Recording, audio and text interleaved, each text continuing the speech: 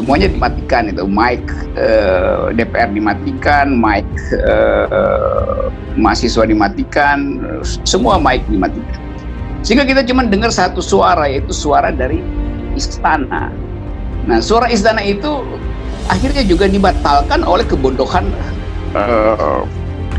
para menteri sendiri. Saya lihat di mata Najwa dalam video itu bagaimana Aziz Syamsuddin yang adalah speaker DPR nggak bisa bicara karena dicecer oleh Najwa. Akhirnya dia berhenti dan meninggalkan forum perdebatan itu kan. Jadi DPR akhirnya mengunci sendiri mulutnya kan karena dia WO dari perdebatan dengan mahasiswa dan Asfinawati. Lalu datang Menko Info Pak Joni Plate itu juga sama, karena nggak bisa berdebat, lalu dia marah di situ tuh, menghentikan pembicaraan. Udah, lalu pemerintah dibilang hoax itu. Bayangkan dengan demonstran yang mampu mengolah politik dalam bentuk meme. Jadi terlihat kontras sekarang bahwa juru bicara istana, entah dia menteri siapa aja itu, gagap untuk menghasilkan diskurs yang disebut opini publik. Jadi ini masalahnya sekarang. Debatlah dengan menteri sektor masing-masing, ya, sehingga itu betul-betul akuntabel. Satu, pada saat pembahasan undang-undang ini, kalau saya tidak salah ya, pembahasan di Panja tingkat 1 itu dilakukan secara terbuka. Kalau mau debat waktu itu, kenapa nggak debat? Katanya hebat. Waktu itu debatnya lagi dibahas. Kalau pemerintah, saya bukan umum, saya mau menyampaikan kebijakan negara. Tadi saya sampaikan, Nana, jangan salah ya. Yang saya sampaikan tadi adalah online. Jangan ketika kami berdebat lewat chat online dimatikan, kamu mau dikeluarkan ngomong oleh atau DPR. saya yang ngomong dulu? Baik, yang mana baik. mau disuruh ngomong? Baik, silakan Pak Joni selesaikan, Pak Joni. Saya selesaikan dulu. Silakan Pak. Ya, Pak, pada tadi Nana sampaikan ya, kalau terkait dengan hoax versi pemerintah itu pasti benar. Tidak, Nana. Terkait dengan pembuatan undang-undang ini, memang pemerintah adalah bagian dari pembuat undang-undang yang membahas itu sehingga mengetahui mana yang berkembang yang tidak sesuai dengan pembahasannya. Itulah yang dikategorikan. Karena Bakal calon presiden Koalisi Perubahan Anies Baswedan mengatakan, kritik jangan dianggap sebagai tindakan kriminal. Hal itu menanggapi pernyataan terkait pembuat mural yang dipolisikan ketika acara Anies Baswedan bicara kebudayaan. Kritik seharusnya dipandang sebagai pembelajaran, agar yang dikritik memberikan argumen dan mencerdaskan pendengarnya. Kritik itu tidak perlu dipandang sebagai kegiatan kriminal. Kritik itu dipandang sebagai kegiatan pembelajaran. Pembelajaran bagi siapa saja kalau dikritik berikan argumen balik, dan argumen itu supaya mencerdaskan yang menonton. Mantan Gubernur DKI Jakarta itu mengaku tidak marah bila dikritik. Ia membalasnya dengan sebuah jawaban terhadap kritik tersebut. Dikritik jangan marah, tinggal jawab saja kritiknya. Dan pada saat itu ia menjawab kritik, biarkan publik yang menilai masuk akal apa tidak. Yang masuk akal yang memberikan kritik atau yang memberikan jawaban. Maka ketika mengambil kebijakan harus dengan akal sehat dan data. Menurut Anies justru kebijakan itu perlu dikritisi. Syaratnya ketika mengusung kebijakan harus pakai akal sehat. Syaratnya harus menggunakan data. Syaratnya harus punya penelitian sains. Anies mendorong pasal karet Undang-Undang ITE harus direvisi karena membungkam kebebasan ekspresi. UU ITE tidak sepatutnya digunakan untuk mengkriminalisasi. Terlebih, pasal-pasal karet itu harus direvisi karena akan membungkam kebebasan berekspresi. Indonesia membutuhkan Undang-Undang ITE untuk melindungi seperti kerahasiaan data, privasi orang, proteksi atas informasi, tapi bukan untuk kebebasan berekspresi. Maka, melaporkan bengkel disebutkan sebagai pencemaran nama baik. Kita melapor rumah sakit disebutkan pencemaran nama baik. Itu terjadi, Undang-Undang ITE perlu dikoreksi supaya masyarakat diberikan ruang kebebasan untuk berpendapat. Jadi, bukan hanya antara rakyat dan negara, bahkan antara rakyat dan institusi privat terjadi. Itu yang harus dikoreksi sehingga masyarakat punya ruang kebebasan. Zainal Arifin Mohtar, ahli hukum tata negara, bagaimana melihat ini yang dicap hoax Mata Najwa malam ini judulnya? Cipta fakta, cipta kerja, mana fakta, mana dusta. Bagaimana Mas Uceng? Saya sederhananya ingin bilang begini, nah. Bayangan saya kenapa kemudian terjadi hoax, penyebab utamanya kan harus dicari, dan menurut saya penyebab utamanya adalah ketertutupan dan ketiadaan sosialisasi yang baik. Orang tidak tahu yang mana naskah undang-undang yang aslinya, sehingga orang kemudian barangkali berpatokan dengan naskah awal yang 1028 atau kemudian naskah-naskah yang kemudian beredar di publik, dan itu tidak terverifikasi. Kenapa tidak terverifikasi? Karena memang tidak ada naskah aslinya. Itu yang satu. Jadi menurut saya ketertutupan itulah yang menjadi awal dari disinformasi.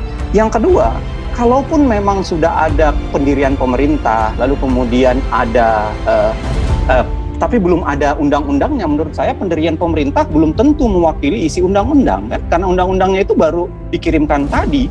Dan kalaupun ada undang-undangnya, kita harus tahu bahwa ada namanya penafsiran dan perdebatan terhadap sebuah pasal. Apalagi kalau pasalnya itu kemudian mendelegasikan ke peraturan lebih lanjut.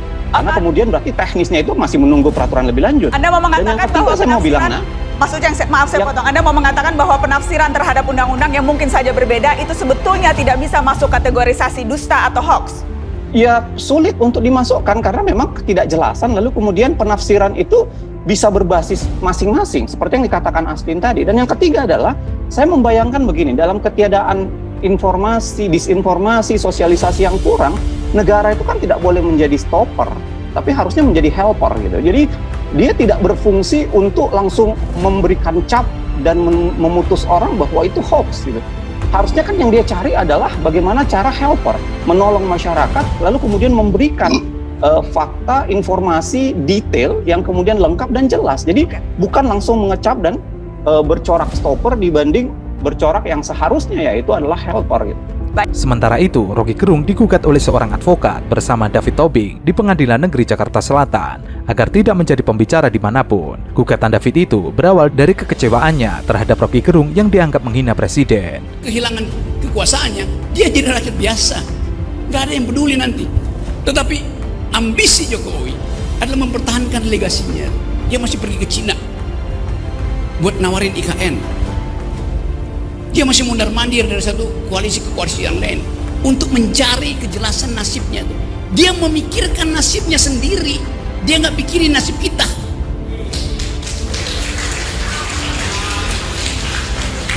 Itu bajingan yang tolol. Kalau dia bajingan pinter, dia mau terima berdebat dengan Jumhur Hidayat. Tapi bajingan tolol itu sekaligus bajingan yang pengecut. Ajaib, bajingan tapi pengecut. Jadi teman-teman, kita harus lantangkan ini. Saya percaya bahwa 10 Agustus nanti akan ada kemacetan di jalan tol. Bukan saya percaya, saya inginkan. Lebih baik macet di jalan tol daripada macet di jalan pikiran.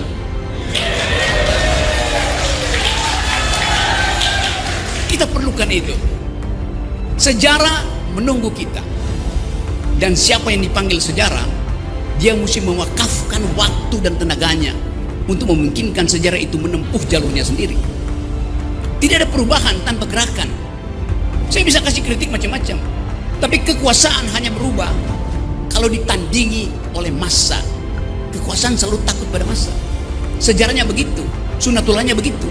Gugatan terhadap Rocky dilayangkan David Tobing pada Kamis kemarin. David mengajukan sebuah permohonan ke Majelis Hakim PN Jakarta Selatan. Salah satunya adalah menghukum Rocky agar tidak mengucapkan kalimat hinaan ke Jokowi. Menghukum tergugat untuk tidak mengucapkan hinaan kepada Kepala Negara Indonesia sebagai representasi penggugat selaku warga negara Indonesia. David juga meminta hakim menghukum Rocky untuk tidak menjadi narasumber di televisi, radio, seminar maupun media sosial. David meminta hakim untuk menghukum Rocky tidak menjadi pembicara selama seumur hidup. Namun Rocky Gerung menganggap gugatan perdata oleh advokat bernama David Tobing tersebut dengan absurd.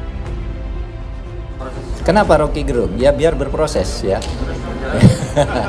Jadi begini, Rocky Gerung itu kan Pak Jokowi tidak akan ngadu. Jadi tidak akan ada pengaduan dari Pak Jokowi, delik aduannya. Tetapi kan laporannya banyak, bukan hanya delik aduan. Saya tidak tahu yang mana nanti akan berlanjut ke pengadilan, tapi yang saya tahu pengaduannya bukan hanya delik aduan, tapi delik-delik lain yang sekarang sedang diproses. Saya mau memperjuangkan, dan tugas saya sebagai advokat memperjuangkan penegakan hukum. Penegakan hukum itu termasuk diantaranya norma kesopanan, kepatutan di dalam berbicara. Ya, jadi ini alasan utama supaya jangan setiap orang bisa semena-mena berbicara, tetap harus beradab. Apalagi yang mengaku sebagai akademisi, jangan hanya mencaci maki, tapi mencarikan solusi. Itu yang saya jadikan alasan saya menggugat. isi petitumnya yang Bapak buka?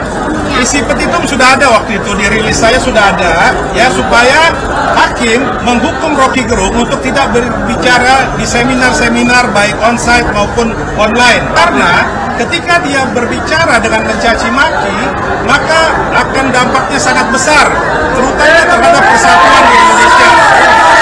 Jadi itu yang kita hindarkan di kemudian hari. Tidak ada orang yang merasa superior di atas segalanya, apalagi mengaku-mengaku sebagai akademisi, terutama kepada pemerintah.